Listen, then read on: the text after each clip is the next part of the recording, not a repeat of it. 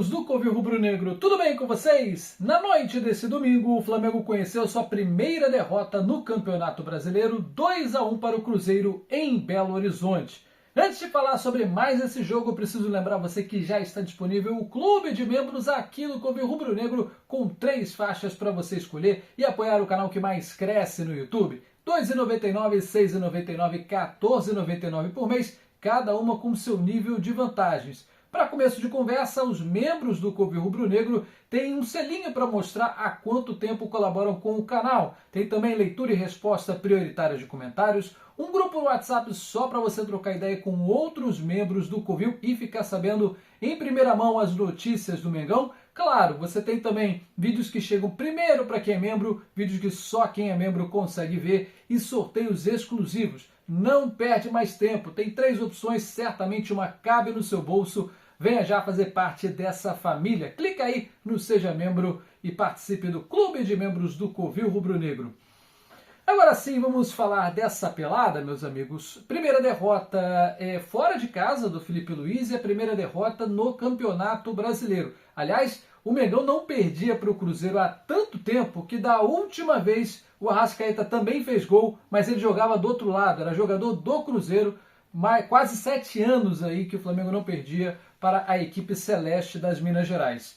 Bom, nessa partida só o Vinha realmente não estava disponível, o Alexandro voltou a ficar disponível já no meio da semana, né? Foi poupado no jogo contra o Botafogo da Paraíba e entramos em campo hoje com a força máxima disponível. Rossi, Wesley, Léo Ortiz, Léo Pereira e Alexandro, meio campo com Pulgar, De La Cruz e Arrascaeta e lá na frente Gerson, Everton, Cebolinha e Pedro. Olha, foi um primeiro tempo até interessante, as duas equipes se estudaram um pouquinho, né? O Flamengo infelizmente tomou um gol muito cedo, quando era melhor na partida, tinha mais de 70% de posse de bola, já começava a ampliar o seu domínio, mas aí o De La Cruz perdeu uma bola no grande círculo e o contra-ataque do Cruzeiro foi fulminante, foi muito rápido, a bola chegou no Caio Jorge, que tirou a nossa zaga para dançar e meteu um balaço de longe, o Rossi não tinha nada a fazer. Golaço, Cruzeiro na frente já com 14 do primeiro tempo. Aí o Flamengo teve que mudar a sua forma de jogo, o próprio Cruzeiro também mudou. Depois que fez o gol, estava com a vantagem no placar, a equipe celeste passou a subir as linhas de marcação. O que significa isso? Tornar mais difícil a condução de bola do Flamengo, né? Passou a marcar já no campo de ataque. E também parou o Mengão com faltas. O time rubro-negro é uma equipe que trabalha muito com a bola no pé. O gramado do Mineirão também não estava lá essas coisas, tá? A própria bola no gol do Cruzeiro, ela dá uma quicada antes de chegar no Rossi, mas mesmo que não quicasse, ele não teria como fazer a defesa.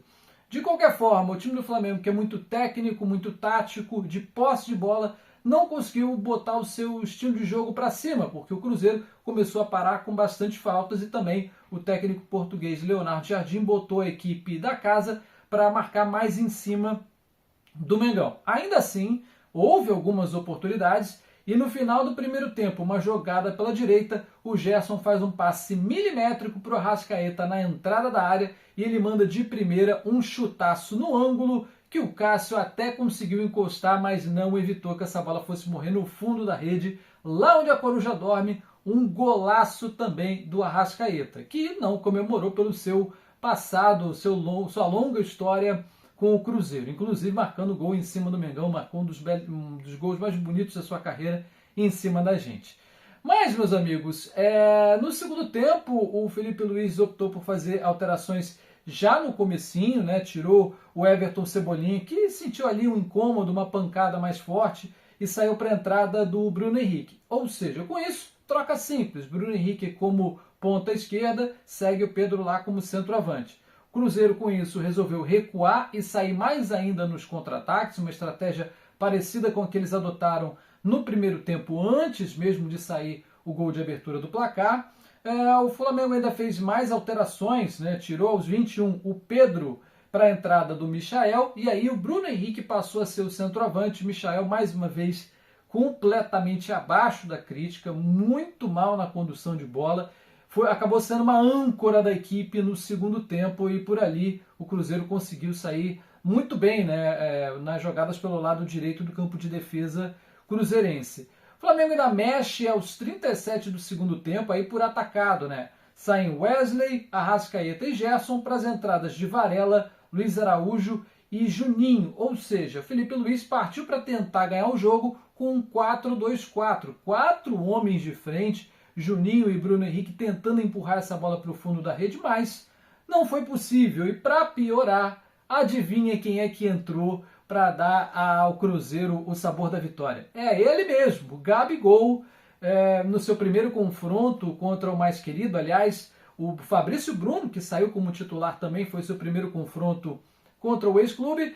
E aí o Léo Ortiz, numa infelicidade, não foi a primeira nem a última jogada ruim dele na partida, mas acabou chutando o jogador do Cruzeiro, chegou atrasado, em vez de chutar a bola, chutou o jogador do Cruzeiro, pênalti marcado pelo Wilton Pereira Sampaio. O Wagner Hillway no VAR não mandou revisar, eu também não mandaria revisar, acho que foi um pênalti até claro, sem querer também é falta, né? E o Léo Ortiz acabou cometendo um pênalti infantil, que o Gabigol quis o destino que fosse ele a dar o tiro de misericórdia, né? E ele ainda perde o pênalti, ele chuta, o Rossi defende, e aí no rebote é que ele faz o gol da vitória do Cruzeiro. Também não comemorou em respeito ao amor que sente pelo nosso mais querido do Brasil. Mas o que fica dessa partida é o seguinte: muito ruim a nossa partida, pensando no aspecto defensivo.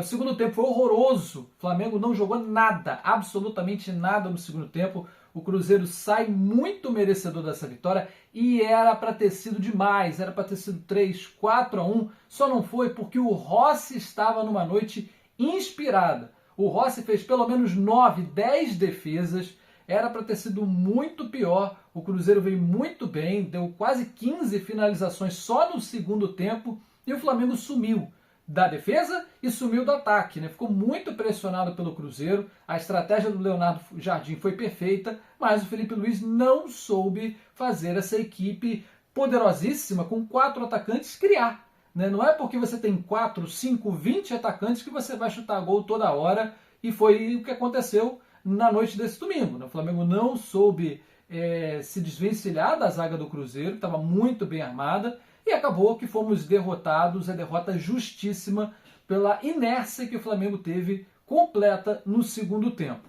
Bom, e aí da entrevista pós-jogo, né, o Gabigol foi a uma das transmissoras da partida e disse: olha, eu tenho muito amor pelo Flamengo, mas eu saí porque o presidente não queria que eu ficasse. O presidente rompeu os contratos, né? E ele estava falando, obviamente, do Rodolfo Landim.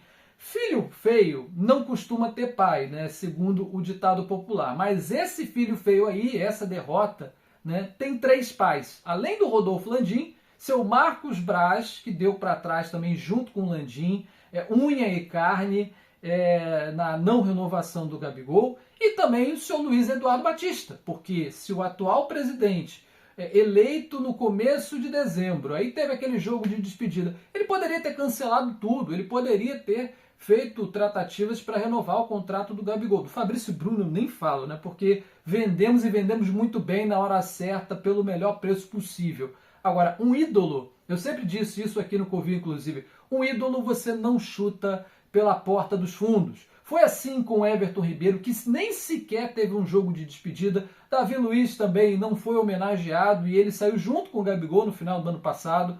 E um dos maiores da nossa história, até hoje, um dos maiores artilheiros da história do Flamengo. Pedro está a 20 gols de igualar o Gabigol, mas ainda assim, um dos maiores da nossa história, o único além de Zico a fazer gol em final de Libertadores, foi chutado pela porta dos fundos para um rival direto. E tá aí o resultado, 5 meses depois, tá ele decretando uma derrota em cima da gente.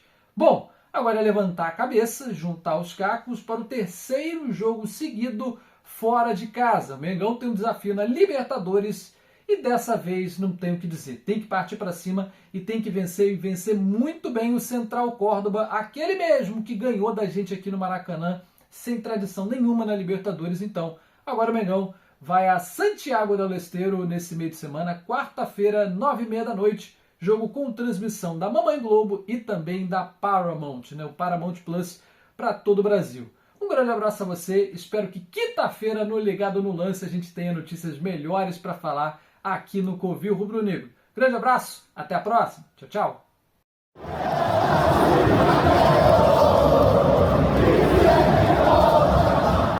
Meu amigo flamenguista, minha amiga flamenguista, você está no canal que mais cresce no YouTube, é o Covil Rubro Negro. Inscreva-se já, curta os nossos vídeos e não deixe de acionar o sininho das notificações para você ficar sabendo de tudo que acontece aqui no Covil Rubro Negro. Quer seguir a gente nas redes sociais? Vai lá, estamos no Facebook, no Instagram e no TikTok. É isso aí, meu amigo flamenguista, minha amiga flamenguista, vem com a gente!